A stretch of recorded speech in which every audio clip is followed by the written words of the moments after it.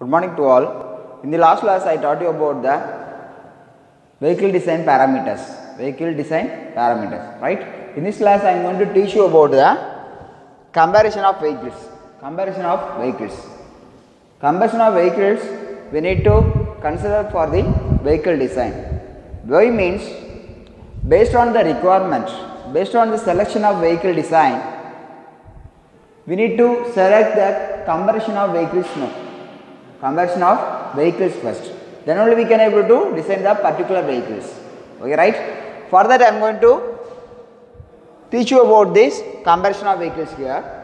The first one, for the comparison of vehicles, we need to carry out different parameters. The first parameter, weight of the vehicle. Second one, engine displacement capacity. Third one, engine horsepower. Right? First one, weight of the vehicle. Weight of the vehicle, how we can calculate? Weight of the vehicle, how we can calculate? And what are the weights are there?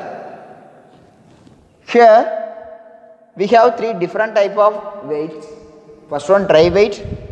Second one, head weight. Third one, normal laden weight. Right? What's my dry weight? What's my dry weight? Is a very important thing. Dry weight means is a empty weight. Empty weight means it doesn't have the fuel, oil, water, anything. Without grease, without oil, grease, water, fuel, anything will not be there. Nothing will be there. Okay, right?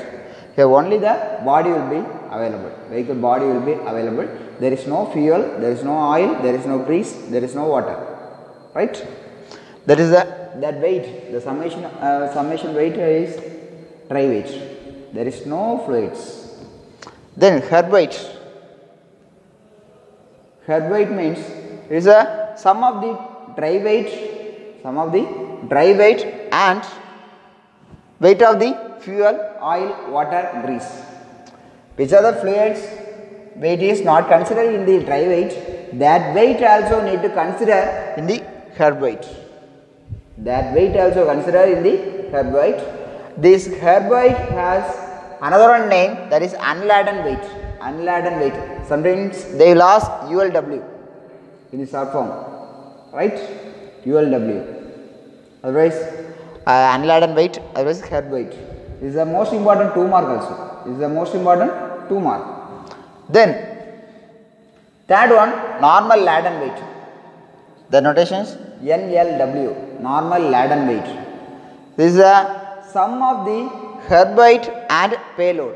This is the sum of the head weight and payload. What's my payload? What's my payload? This is the weight of the passengers. Weight of the passengers and luggage. Additionally, how much amount of the number of passengers will transport there, and also the luggages. Additional loads. How much amount of additional loads? This also payload is the most important 2 mark. Payload is the most important 2 mark also. Okay, right? What's the payload? Payload is the sum of the passengers and luggage. Weight of the payload is the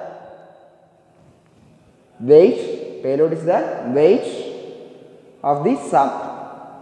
Payload is the weight of the passengers and luggage. Weight of the passengers and luggage. Right? That is the normal laden weight. Already I teach you about this weight of the vehicle. Weight of the vehicle has 3 different types: dry weight, head weight, and normal laden weight. Here head weight is the sum of weight of the dry weight as well as fuel, water, grease, oil. Right? That is the head weight. Normal laden weight is the sum of the head weight and payload. Payload, right? What's the payload? Payload is the weight of the passenger and luggage. Weight of the passenger and luggage. Why we need to consider that payload? How much passengers, total weight carrying capacity. We need to consider total weight carrying capacity for that vehicle. That's the main thing, right? That's the purpose we are considering this payload here. These things are we need to consider for the luxury cars and the normal cars, right?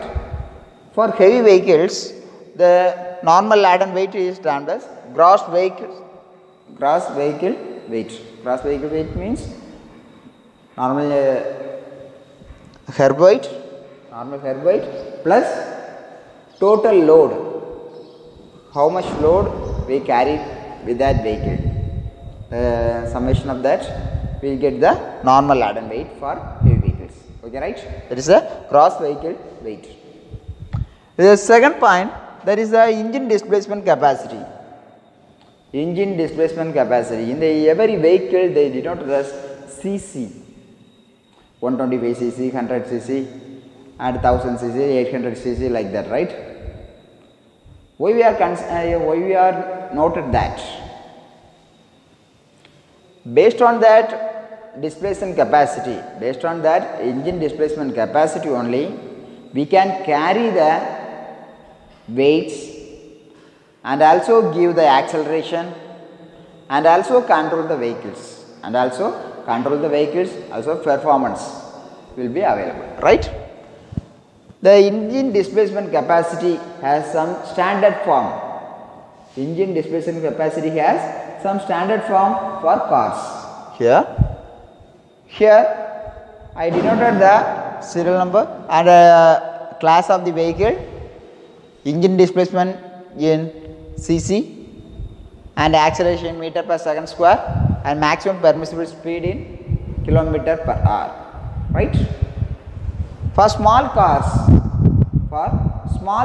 has 800 to 1000 cc. For example, Maruti 800, like that.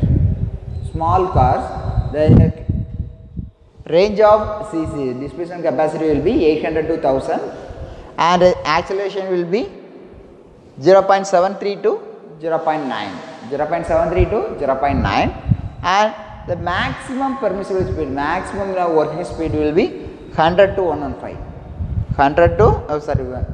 to 115 kilometer per hour speed, right?